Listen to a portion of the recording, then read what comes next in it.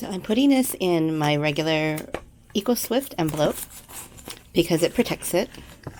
And I usually put a bonus card in. I did pull out a nice bonus card. It's also from North Carolina. Put that in there. And I'm going to put a second one in just for extra. This is just some extra little postcards. And I'm going to put in the packing slip, which I've got that. And I'm going to fold it over. Actually, I should have put that in first. Because then if this gets separated from the package, then it's all together in a second package. So it's double. I don't want anything to happen to this. I know I've not yet had anything happen, but wouldn't it be Murphy's Law? And I'm going to put it into this flat rate box, a small flat rate box. And I'm going to also put some padding in there because that is just that. I thought about doing an envelope, but I think this would be harder to lose. So let's get some stuff. Let's see here. I want to make sure that it is the size of the box. So if I fold this in thirds, I think that'll do it. Like that. That'll be the size of the box. So what I'm going to do is put this in the center. Like that. And fold this up like that.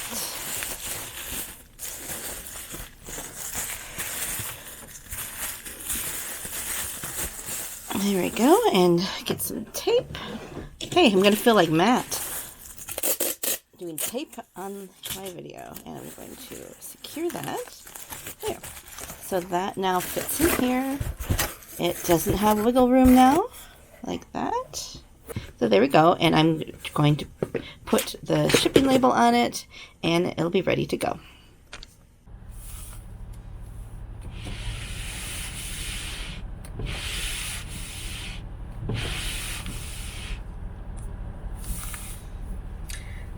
Yeah, it's better today. It's 7 degrees. We're above zero. Yay. And we're heading off to the post office. Me and my trusty dog. Hi, Usher. Where are you, Usher? Usher. There he is.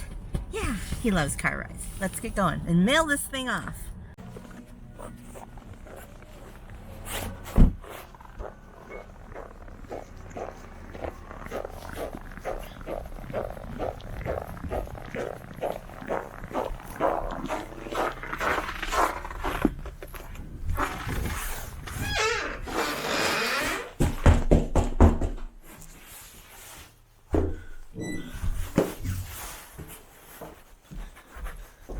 Hello.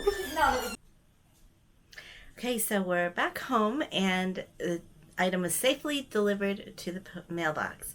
Okay, so what happened was when I was listing this postcard, I always do a little search on eBay on what the past ones have sold because I don't want to sell a $20 postcard for $5. So, because it not only brings down the value of the card, but it also undercuts your competition, which could also be your friends. And it's a small community, really. So, and why wouldn't you want to get that extra $15, right? I did a little search for comparable ones for that area, and I didn't find any other card that was exactly that one.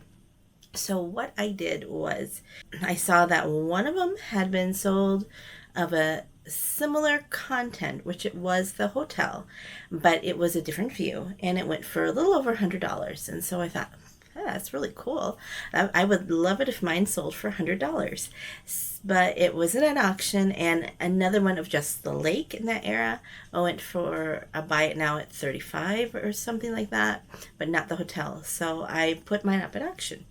And usually when I put something up at auction, I price it at the minimum of what I would like it to sell at. And so I put it for $9.47, which I thought, I'm happy either way if it sells for this or if it goes up to $100. Because who knows? Sometimes when a postcard is very valuable, it's often a location, it seems like, or a certain artist or something that is very rare, and you have you have to have at least two people who want that card, and then they bid up against each other. But you don't really want to put on auction a card that there's multiple of them out there, because why would somebody buy on the auction if they can just buy it now? Why would they do that? Unless you have it up for really cheap, which I've seen a lot of those lately. I don't know if it's always been that way, but there's some cards that go for like $1. I don't know how they make any money. Seriously. So I put it up for auction starting at $9.47 plus $1 shipping. And then a few days later, my phone started to ka-ching. And I was like, okay, because then I sell all day. I didn't really pay attention. And then I looked down, it's like, it's $100. And then a little bit later kept ka-chinging until it went up to the price it sold at $412. And that was with 5 days left of the auction. And I think that they had their battle out right then, of 5 days before the end. One of them must have put up their a high amount that they were willing to pay for this card, and then the rest of the other one bid up as far as they could, and that was it, because they didn't battle out at the end either. So, which is fine. I'm not complaining. $412 for a postcard is, in my book, is amazing, and it's possibly once in a lifetime too. We'll see. It got me curious about what this place is, and so let me tell you a little bit about Lake Tax and why that this could possibly be something people want. This is in North Carolina.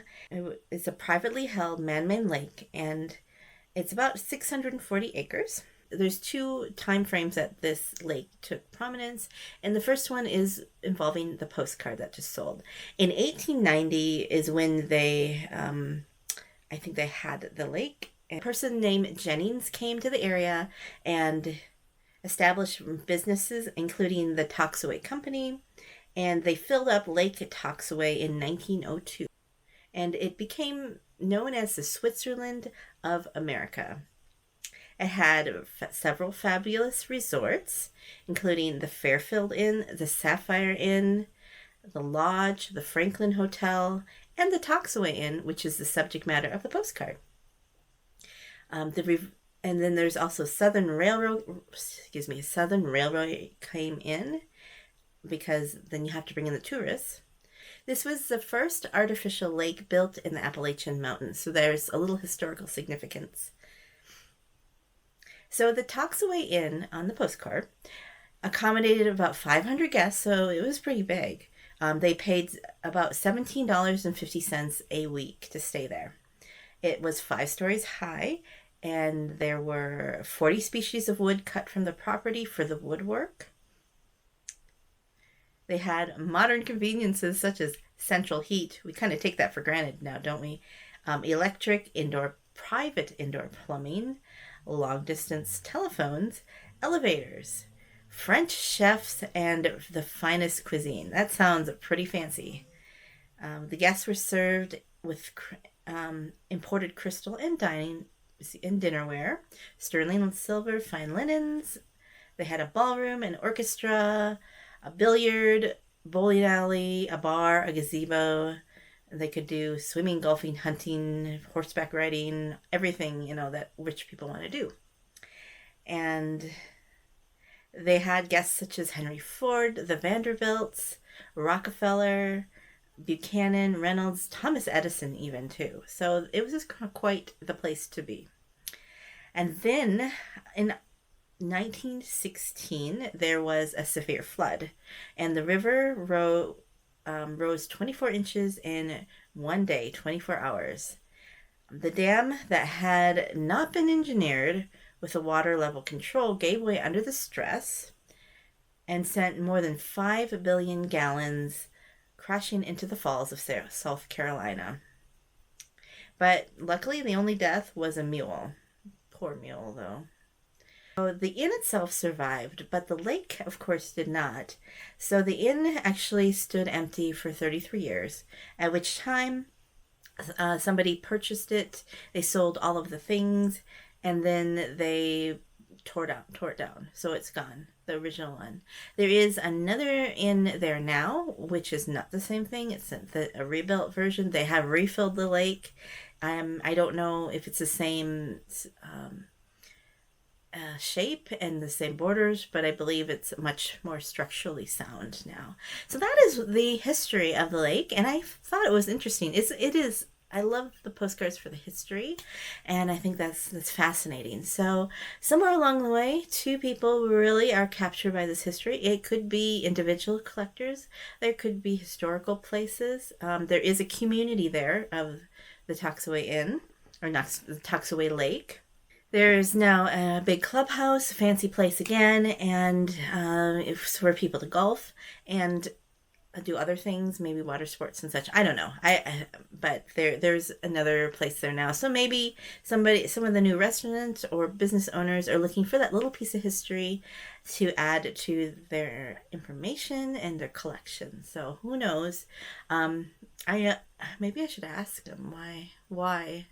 But anyways, I did run to my Overstock and say, do I have another one? But I don't have another one.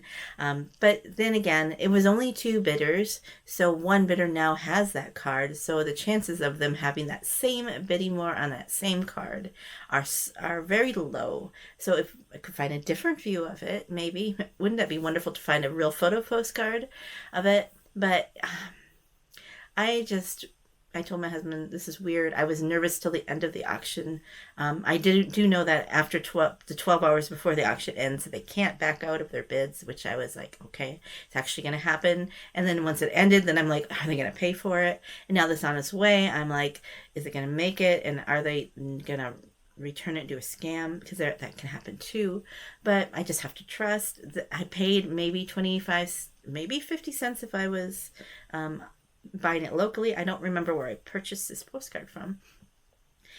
So top, it's just amazing what postcards can go for. So anyways, as I was saying about the auction, I did everything wrong with this postcards, listing it, because they tell you, I've watched a lot of videos, read about listing on eBay and for postcards. And one of the things all of the buyers have said, I haven't heard anyone contradict this, was do not pay for timed listings on an auction or listing. Because on eBay, you can pay, I think it's 10 cents to have it listed at a certain time. And when I was listing it was during the day, and I know that it was it's better to list them to end in the evening generally, because that's when people are home from work, it's after dinner, and they have more free time to go and look at auctions. So I was like, well, should I list it for starting now? But then I decided, I'm pretty sure this is going to sell for more than $9. So let's pay the 10 cents. And I know there's some people who on principle don't want to give eBay anything more than their fees, but for 10 cents, I think the return now is well worth it. Another thing is a lot of eBay postcard sellers say never put postcards on auction. Now I do.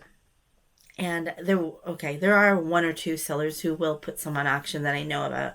And the reason why I put some on auction is that I get 250 free auctions every month. And I figure that if there are no other views of that card that I can find, then I'm going to put it in auction, because it could be a runaway and it could be a dud. But there's no harm in running an auction as long as I don't go over my 250 free ones.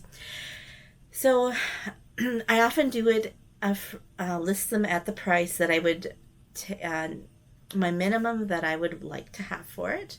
And, most of the time they don't sell at auction, which is fine. And then I'll just list them at a fixed price after the listing ends and raise the price a little bit to what I really want to sell it for. When they do sell, very rarely do I have more than one bidder, which is fine, because it also creates a sense of urgency about wanting to buy, because some people think that somebody else might come and buy this card if I don't buy it. Or they might feel like if this ends, this card will never come back again, which could happen too. Maybe I decide to pull it and put it in my antique booth and it won't be available online. It doesn't hurt anything. You have the chance of it making a little bit more. And you've seen in some of my sold videos, a couple of them have sold for a little bit more than what I had put the minimum bid.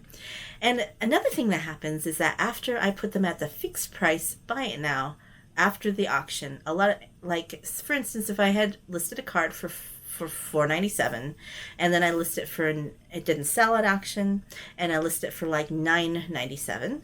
It sells within the next week. I've had that happen many times. So I don't know what that is, or we're like, oh, I missed it.